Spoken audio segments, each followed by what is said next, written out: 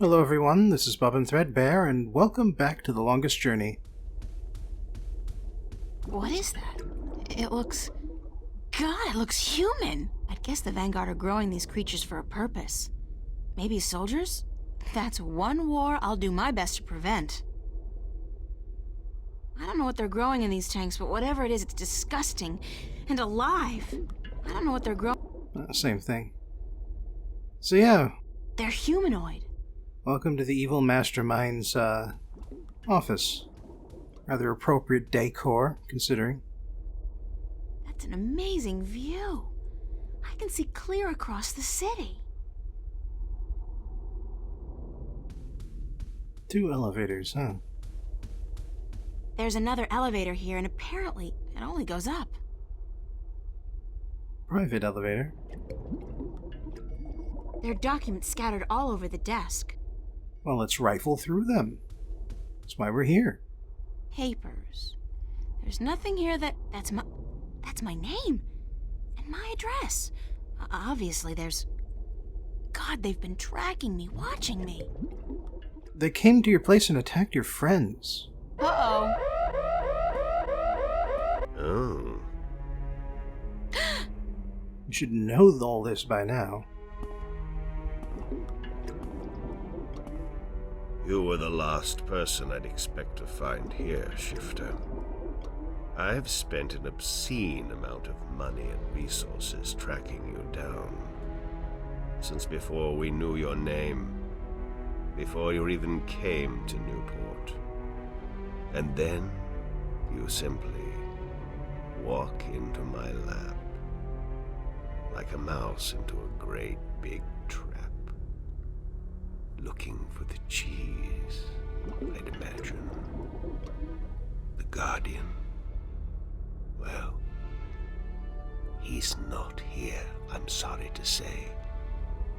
He's being held elsewhere, awaiting your directions. You do have them, yes. The directions to the Guardian's realm.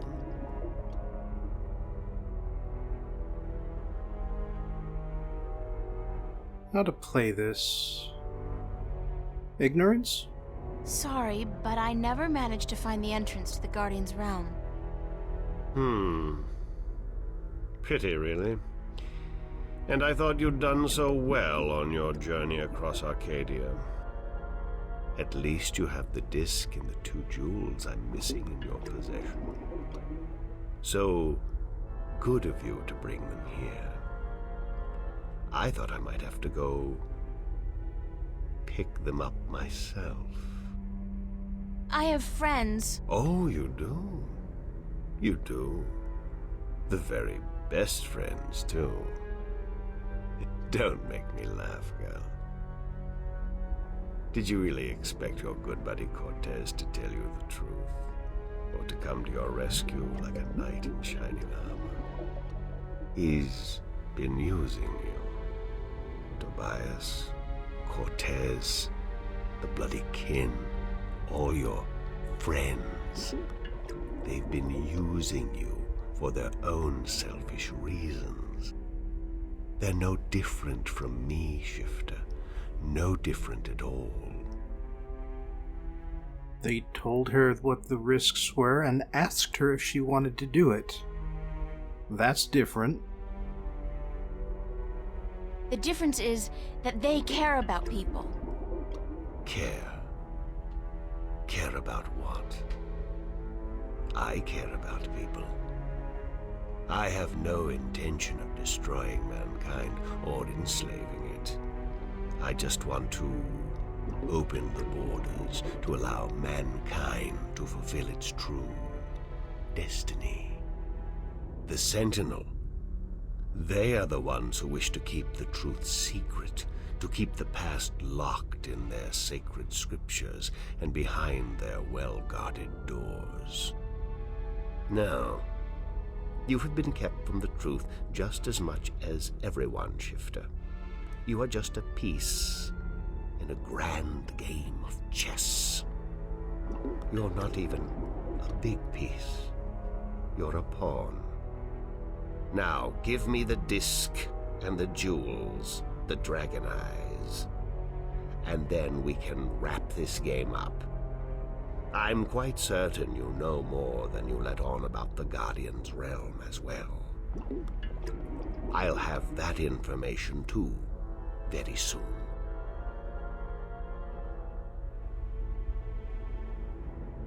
I'm not giving you anything.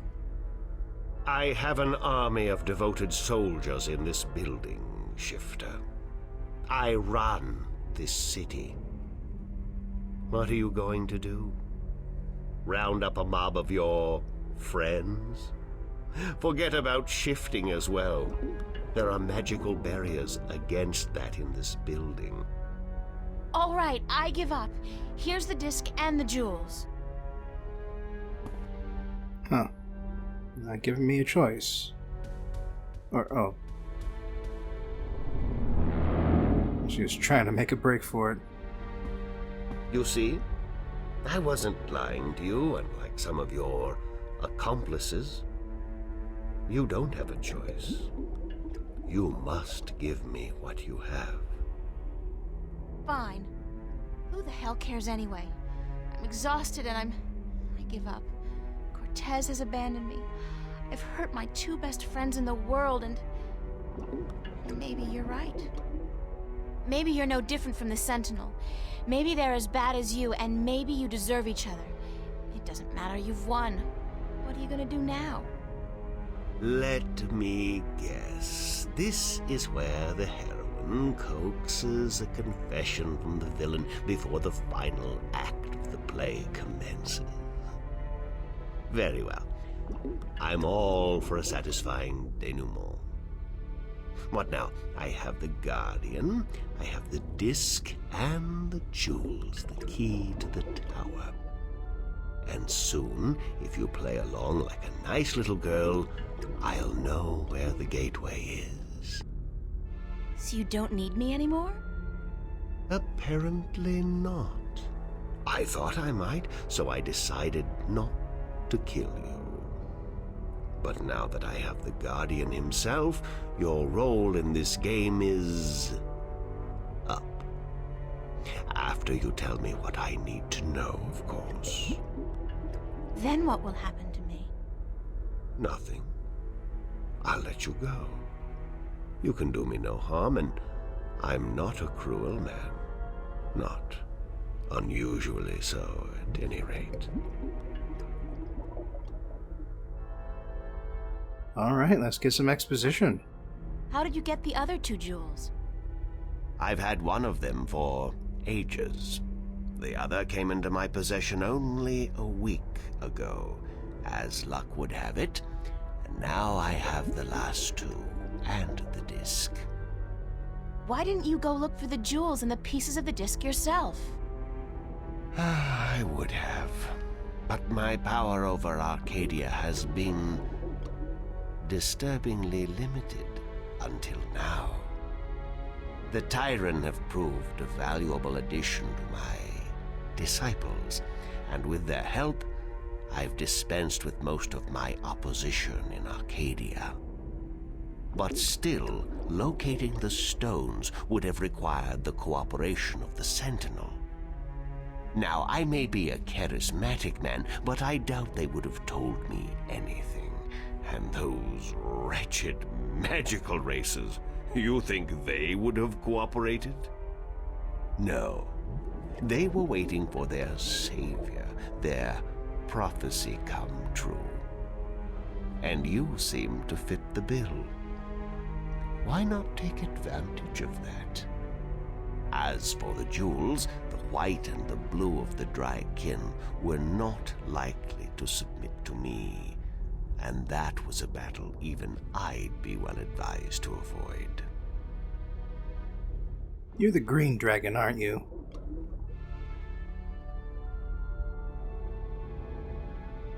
What happened to Cortez? Cortez.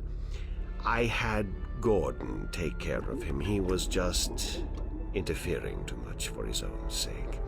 There are rules, and he broke them. He brought you into he broke the rules.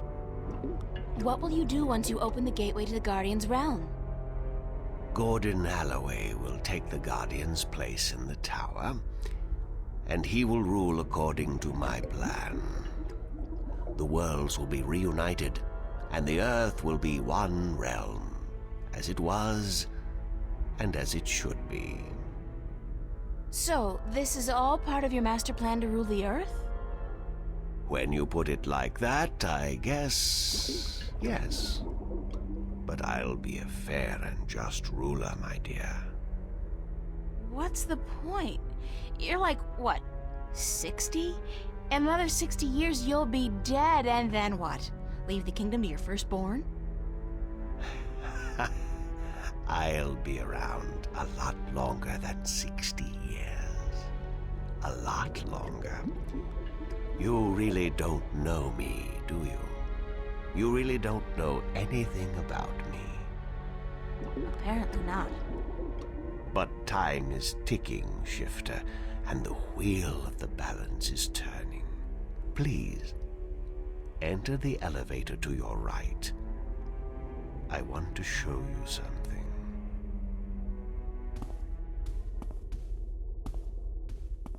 And Cortez is the red, naturally. Then again, it could be the other way around. Color doesn't really designate anything. Not in this universe. What do you think? What is it? This is the end result of the centuries of work and research the Vanguard have done. A breeding ground for shifters such as yourself. Warrior shifters. So tell me, what do you think?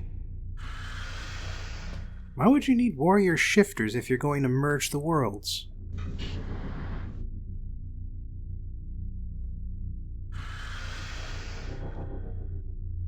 Does it matter what I think? No, I'm just trying to be polite. Now, give me the disc and the jewels. And don't try anything this time. I might have to hurt you myself.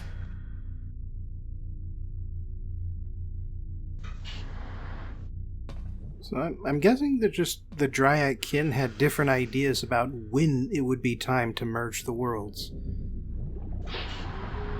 Gordon the Green here kind of got impatient. Plus he seems to think that the Dryad kin should be in charge, and merging the worlds would facilitate that. Well, at least in his view.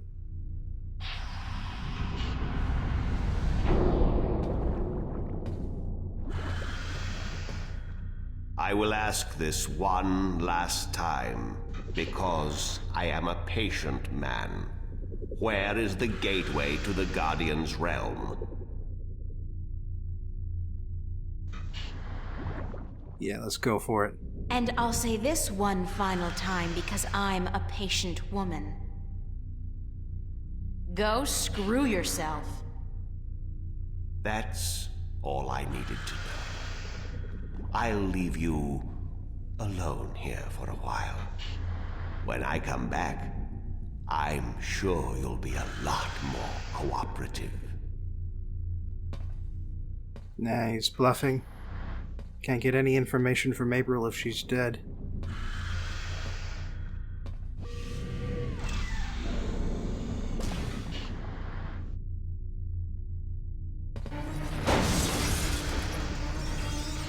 It's a huge tank filled with blue liquid, and... What the hell is that? Elevator locked. Hoverpad exit closed. Hoverpad exit? From McGowan's little demonstration... It's a fancy safe or containment. You need to open the containment, or the helipad entrance.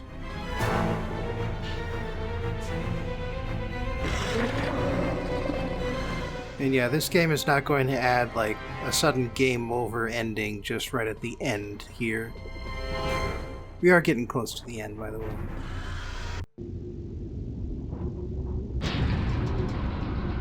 I mean, you might have figured we've just met the final villain. And we've gotten right into the middle of his lair. We really haven't done much to improve our situation here. It's still coming after me.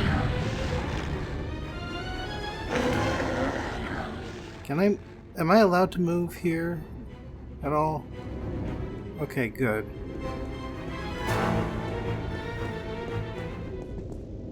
Oh, this wasn't such a good idea. Yeah, no kidding. Hey, you want to try discussing things over a hot cup of mocha instead of all this killing April business? Guess not. Well, help! If that's a combat shifter, I don't think we have much to worry about.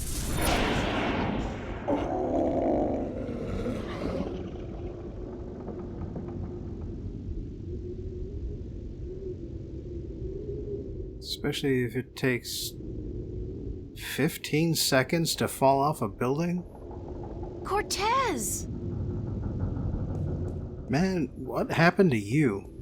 You've been keeping some rough company, señorita. Better be more careful in the future, no? Where have you been? What? Were you worried? Yes, no, I mean, I was scared you were, dead. So you care about me. Ave Maria Purissima. What am I going to do now without you telling me to get lost? Don't joke about this, Cortez. I've been in a lot of situations these past few days where I could have needed your help, but you weren't there. Perdóname. Forgive me, señorita. I've been indisposed. When I finally managed to escape my prison last night, I began looking for you. You left an interesting trail, I must say. What do you mean? For one, the border house, most of Venice for that matter, was under guard. There seemed to be some question as to how you managed to escape the Vanguard agents. Magic. So I thought. You've been picking up a few pointers in Arcadia. I'm turning into quite the Girl Scout. It's amazing how resourceful you can be when you're in a bind.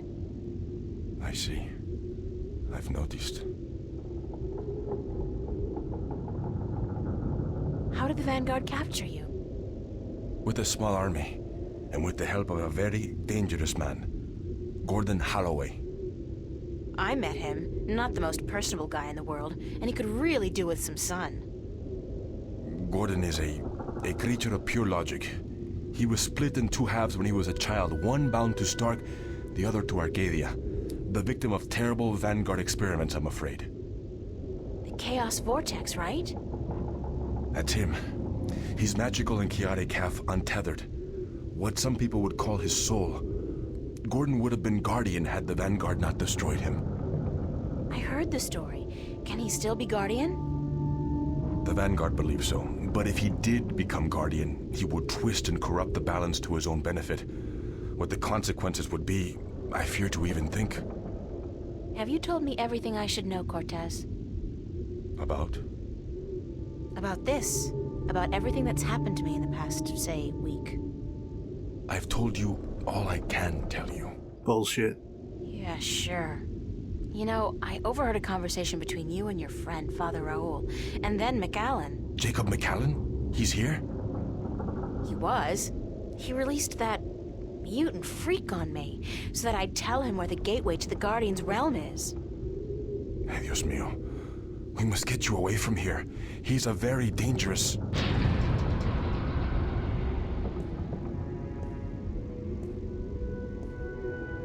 Why, if it isn't a family reunion. I could smell your hand in this, brother. The Vanguard. Was this the extent of your originality? If you had to meddle in the affairs of mortals, would it not have been prudent to show a little subtlety? He seized the dragon and bound him for 1,000 years. Free at last, brother?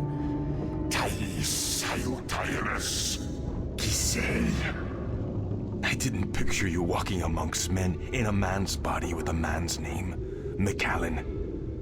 The balance must not have dealt you and yours with the best of hands. The balance will cease to be, brother.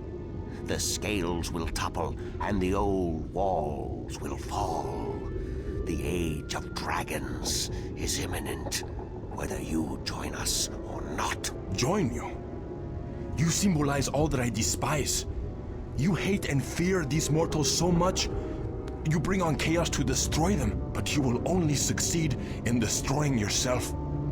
Our time will come eventually, but not by your doing. Are these worlds of mortals so important to you that you forget who you are? I never forgot who I am.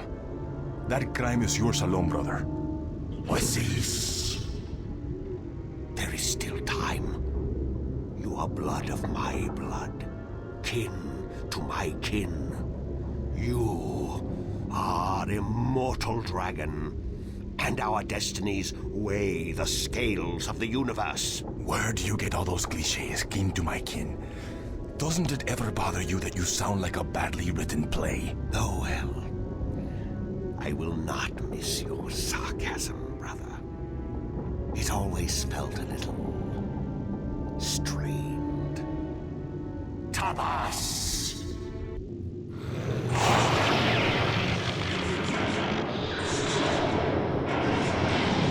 What an epic fight. And such amazing graphics to bring it to us, too.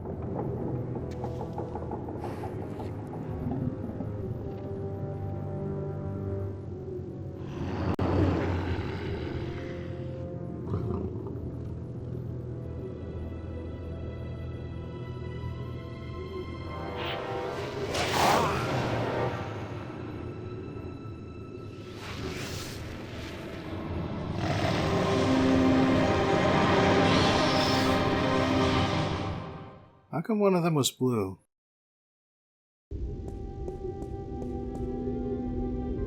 Cortez!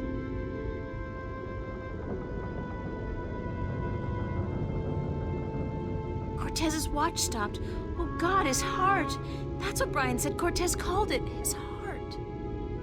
His heart has stopped. Cortez is dead. I can't believe that. It doesn't make sense because...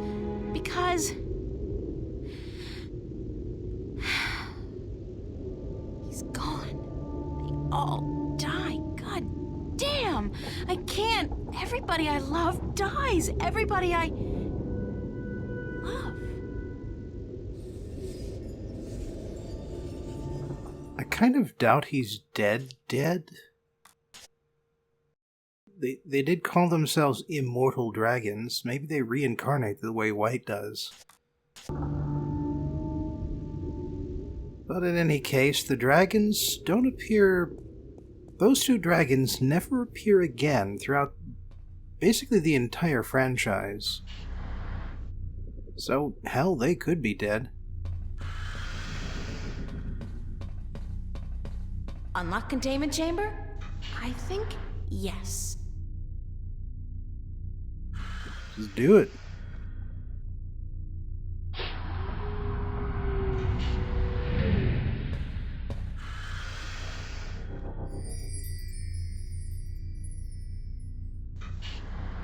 The completed disc.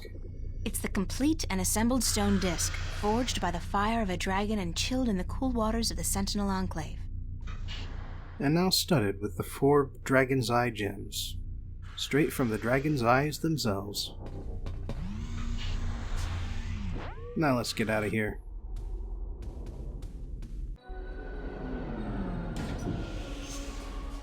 And what, pray tell, took you so long? Excuse me. I'm talking to you. Stop.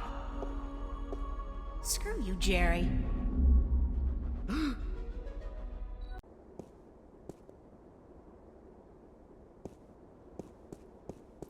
And that's the end of that.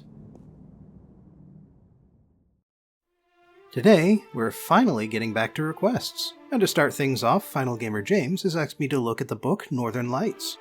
Sadly, we don't have that book here in the United States. However, we do have a book called The Golden Compass, which is exactly the same as Northern Lights, except that it uses American English spellings and words. Because apparently American kids can't handle seeing S's instead of Z's and extra U's after O's. Ah well. Either way, the book was first published in 1995 by Philip Pullman. About the author. Philip Pullman was born in 1946 in Norwich, England. His father was part of the Royal Air Force, and so the first years of his life were spent traveling around in current and former British colonies. His father was killed in action in 1954, specifically from fighting a tribal uprising in Kenya. Pullman has said that he saw his father as a hero back when he was a kid, but time and post-colonialism have given him a more complex perspective. Anyway, Pullman would go on to earn a bachelor's degree from Oxford University in 1968, specifically in English studies. He would go on to be a middle school teacher in Summertown, an Oxford suburb, and on the side he wrote school plays and enjoyed quite a bit of success at it. Pullman would eventually move on to writing novels, children's novels in particular, and in 1986 he was able to start teaching part-time and focus more of his attention on writing. In 1993, Pullman began work on what would become the His Dark Materials trilogy. The first book, Northern Lights, came out 2 years later, and it won him the Carnegie Award and the Guardian Award, both of which are a very big deal in the United Kingdom. To complete the trilogy, Pullman published The Subtle Knife in 1997 and The Amber Spyglass in 2000. Now let's talk about religion, because Pullman's views on religion have everything to do with why he wrote His Dark Materials. Pullman is a self-described Church of England atheist, which means that he was raised in the tradition of the Church of England, but he has since stopped believing in God. And that is an important distinction to make, by the way, because when an atheist criticizes religion, 9 times out of 10 he or she is specifically criticizing the religion he or she grew up with. And that is what the His Dark Materials trilogy is, a critique of organized religion, specifically the Church of England and the Catholic Church.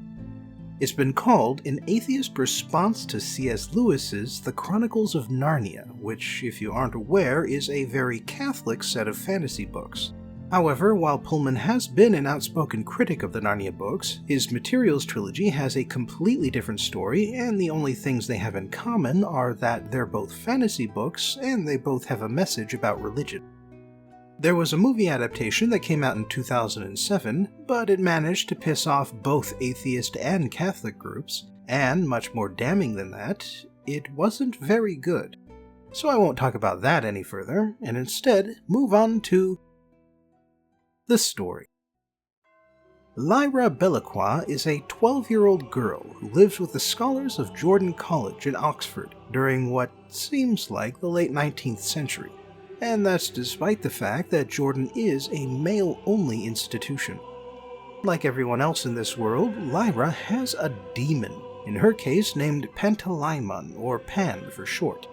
Like most demons, Pan is the opposite gender of his human, and like all other prepubescents, Pan can change his shape to that of any small or medium-sized animal. The demons of adults are set and never change, but before puberty, demons are constantly changing and trying out different shapes.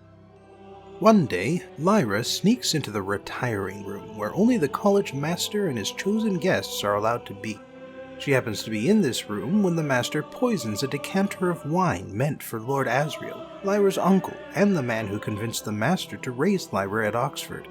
So when Asriel shows up alone and goes for the wine, Lyra bursts out of her hiding spot to warn him. Asriel is a severe man, but Lyra did just save his life by trespassing, so he lets her stay hidden and listen in after everyone gathers, and he asks her to tell him what she sees during the meeting.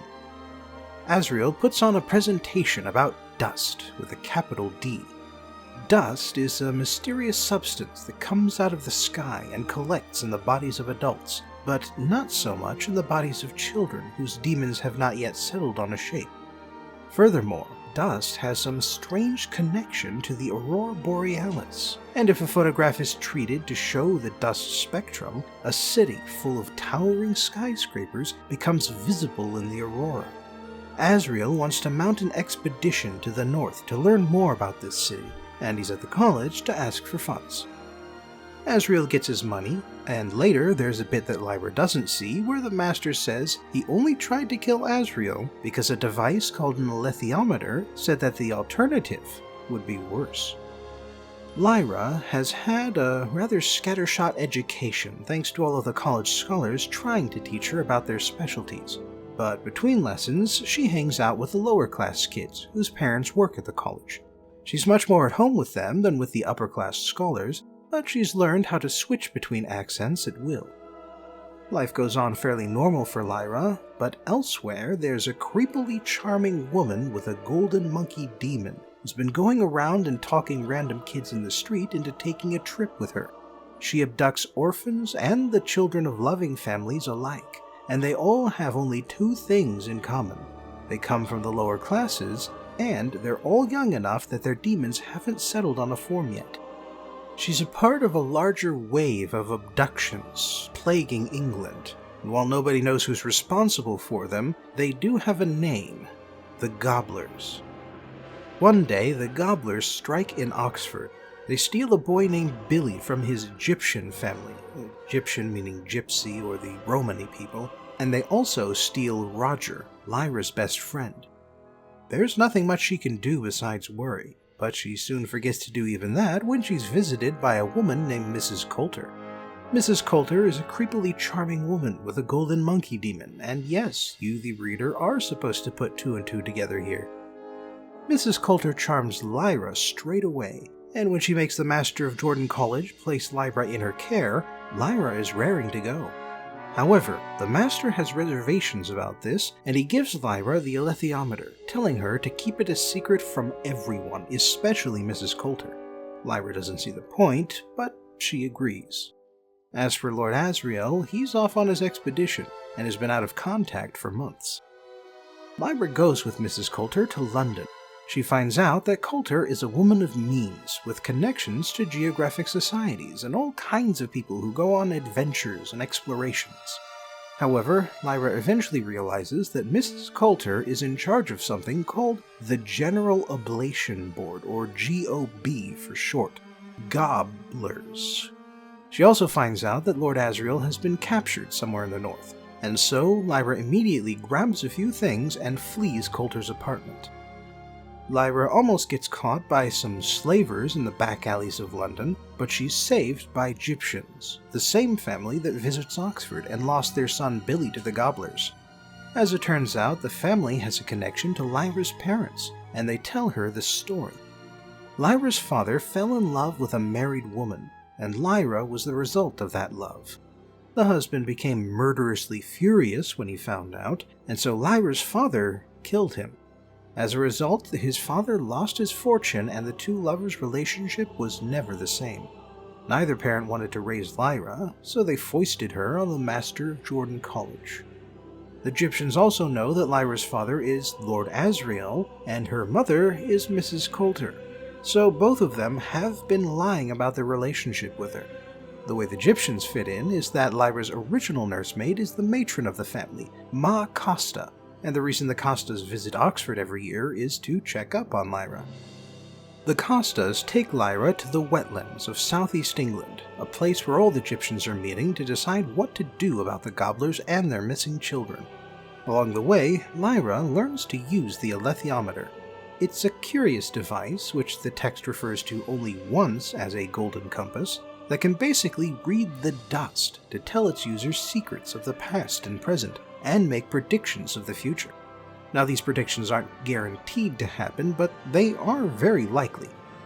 The trouble is that the alethiometer is hard to use and even harder to interpret, but Lyra turns out to have a real knack for it, a talent that you only see once in a generation. Bear in mind that this device isn't one of a kind, but you can count the number that exist on two hands, and the number of people who can use one is even smaller. The Egyptian meeting takes place, led by John Fa, king of the Egyptians. Lyra has learned by this point that the abducted kids and the missing Lord Asriel are all being held prisoner in the Lapland region, the northernmost part of the Scandinavian peninsula. John Fa gathers money and volunteers from the Egyptians to mount a rescue operation, and Lyra convinces him to let her come since they could use someone who can read an alethiometer. The Egyptians make port in Trollesund in Lapland, and an old Egyptian named Farder Coram gets in touch with the local witches. Witches are powerful and immortal women who can fly on broomsticks and who know a secret way to separate themselves from their demons. Normally, people feel an unbearable emotional pain when their demons are more than a few paces away, but witches can send their demons on messenger duties and scouting missions. There are several factions of witches in the north, and Coram hopes to get the help of at least one group since he saved their leader's life a few decades ago. She gets in contact, and while she can't help too much, at least not right away, she does tell them that they're looking for a place called Bolvangar. Meanwhile, Lyra has heard about an armored bear hanging out in Trollesund. Armored bears, also known as Panzerbjorn, are intelligent talking polar bears who build armor out of starforged steel. But the one in town, named Yorick Björnesson, has been banished from his community and got tricked out of his armor by the local humans, who now force him to work for them. Using the alethiometer, Lyra locates Yorick's armor and uncovers the trickery, and so in exchange Yorick pledges to join the expedition. Joining him is an old friend of Yorick's, a Texan aeronaut with a helium balloon named Lee Scoresby. During the march to Bolvangar, the alethiometer tells Lyra to find someone in a nearby village. That person turns out to be Tony, one of the abducted children. The Gobblers have performed an intercision on Tony, which means that the connection between him and his demon has been severed. This was deeply traumatic to Tony, and he doesn't live for much longer after Lyra finds him. After that, the Egyptian expedition gets attacked by a roving band of Tartars, people from the central steppes of Asia who are only this far north because the Gobblers are paying them to act as security. The Tartars kidnap Lyra, but it turns out it's not because they know who she is, but because Bolvangar pays them for any child who ends up at their doorstep. So Lyra pretends to be the daughter of an English merchant who isn't that bright, so that the guards will overlook her. Not that she has to try very hard to fool them, because most of the staff is rather slow and unmotivated. As Lyra later finds out, they also got intercised. Lyra fishes for information from the other captured children, many of whom don't realize how much danger they're in. She finds Roger, and together they create a distraction and find the cages where demons of intercised kids are being held. A witch's demon spots them and helps them free the demons, and he then goes to the Egyptians to tell them about Lyra's escape plan. Lyra gets caught and almost intercised, but Mrs. Coulter spots her just in time to stop the procedure. This does show that Mrs. Coulter loves her daughter after all, but of course it also goes against everything that she and the other Gobblers were saying about how intercision is good for you. The escape takes place, Lyra gets away from Mrs. Coulter, and the kids manage to reach the Egyptians safely. However, Lord Asriel is still being held prisoner by the armored bears of Svalbard. And so, Lyra, Roger, and Yorick get on Lee Scoresby's balloon, and the flying witches tow them to the bears' settlement. But then they get attacked by another faction of witches, and the balloon crashes. So, earlier in the book, we've learned that Yorick was originally the rightful king of Svalbard, but he was banished for murdering a fellow bear. However, it turns out that their current king, Iofur Raknison, drugged Yorick so that he wouldn't hold back during a ritual combat. Plus, he's been working with Mrs. Coulter and acting like he was human, to the point where he desperately wishes he had a demon, something that only humans get. Lyra gets isolated from the others in the crash, so when she goes to Svalbard, she talks her way into speaking to Iofur privately, and she tells him that she's Yorick's demon. The people of Bolvangar successfully gave him one, and she's human because Yorick is an animal, and so of course his demon would be human. That just follows. However, she wants to be Iofur's demon since he's so much stronger, but that will only happen if Iofur kills Yorick in single combat. The reason she tricks him like this is because, as an exile, Yorick has no honor, and so Iofur could have just had his guards kill him. Naturally, Yorick wins the duel, becomes the king of the armored bears again, and helps Lyra track down Lord Asriel. As it turns out, Asriel has been treated well during his captivity and allowed to continue his experiments, and while Lyra has come all this way to rescue him, he acts rather cold and distant to her. Still, he does explain some setting background. The church, which Mrs. Coulter and the Gobblers work for, believe that dust is the physical evidence of original sin, and it only settles on adults because they're old enough to be confirmed in their religion. Dust even gets its name from Genesis chapter 3, the fall of man. However, Azrael is convinced it somehow comes from the alternate dimension seen in the Aurora Borealis, and he means to travel there. The only thing keeping Lord Azrael from doing so is the fact that he needs a strong power source to bridge the two worlds. But as it turns out, you can get a ton of power from severing a child from his demon. So, while Lyra sleeps that night, Azrael kidnaps Roger and takes a dog sled team to his experiment site. Yorick and Lyra chase after him, but Yorick has to stay behind when Lyra has to cross a narrow ice bridge. Lyra gets there too late, and then she and Roger fall halfway down a cliff. Thus, she can do nothing but watch as Lord Azrael and Mrs. Coulter reunite and the bridge between worlds opens. As it turns out, Lyra's parents still love each other, although Coulter doesn't love Azrael enough to go with him to the other dimension. At the same time, Lyra has realized that Azrael wants to destroy the source of dust, while Coulter wants to cut people off from it. And since both of them are doing terrible things, this must mean that the dust is good instead of bad. It's up to Lyra and her demon Pan to find the source of the dust first and do something to stop them. And so they follow Lord Azrael and cross the bridge between worlds. So ends Book 1.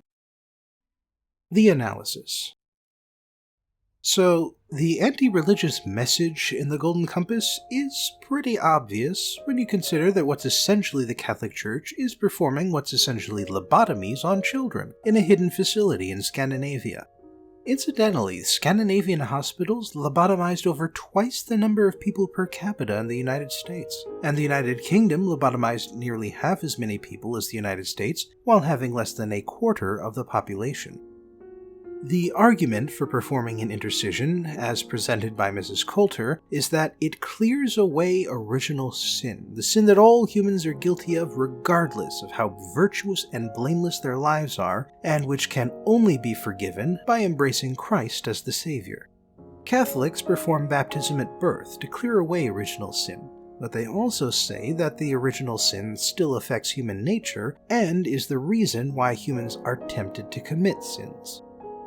But then there's another interpretation of original sin which seems to be used by both Christian and anti-Christian groups. The original sin committed by Adam and Eve is eating a forbidden fruit. This fruit is called the fruit of knowledge of good and evil, and therefore seeking knowledge, particularly outside the context of a Christian education, is widely considered a form of sin. And while I don't believe original sin is often used as the reasoning to reject knowledge, it is true that Christian organizations have objected to things like the heliocentric solar system model, the idea that Jupiter could have its own moons, the idea that the Earth is billions of years old instead of thousands, and the idea that humans and gorillas have a common ancestor. You also see books and movies where the message is that there are some things humanity was never meant to know, which is pretty much bullshit from an atheist's perspective. If there's no divinity, then humanity isn't meant to know or not know anything. And in general, knowing more is better than knowing less because knowledge allows us to make the best decisions possible. Intercision is justified by saying it clears away original sin for good, but what it effectively does is rob people of their souls, their uniqueness, their free will, and it turns them into simpletons who can only do what they're told and don't do it very well either.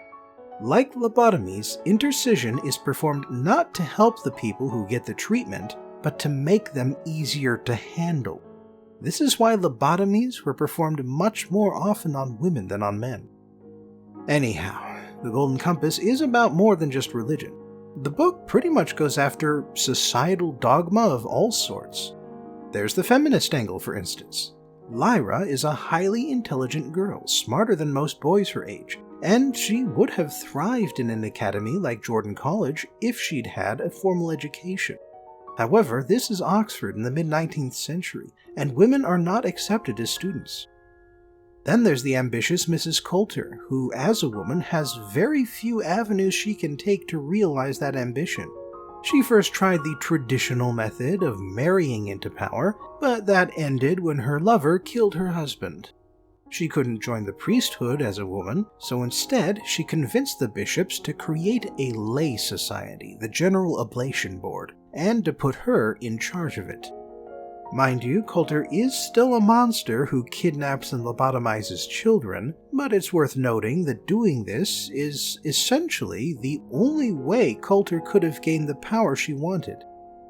The Golden Compass also has a classist component. The upper class Mrs. Coulter is using the resources of the wealthy church to kidnap children off the street and steal them away from their lower class families. And in England, you don't get much lower class than the gypsies. Hell, even that name for the Romany people is an insult. And so naturally, the Egyptians in the book are the ones who put together a righteous army to rescue the abducted children, joined by a faction of emancipated women and a group of tribal natives who until recently were being puppeted by a colonial power. And that's a whole thing too. King Yofer is in love with Western culture and has no pride in his native traditions. This lets Mrs. Coulter manipulate him by promising him that he could be fully accepted as a Westerner, even though that was never going to happen. He's a bear, after all, and a bear only looks silly if he tries to act like a human. So on top of everything else, the Golden Compass is also post-colonialist. I could keep going, but I think you get the gist by now. So thanks for joining me again for today's book review, and I hope I'll see you next time when I shift genres to music.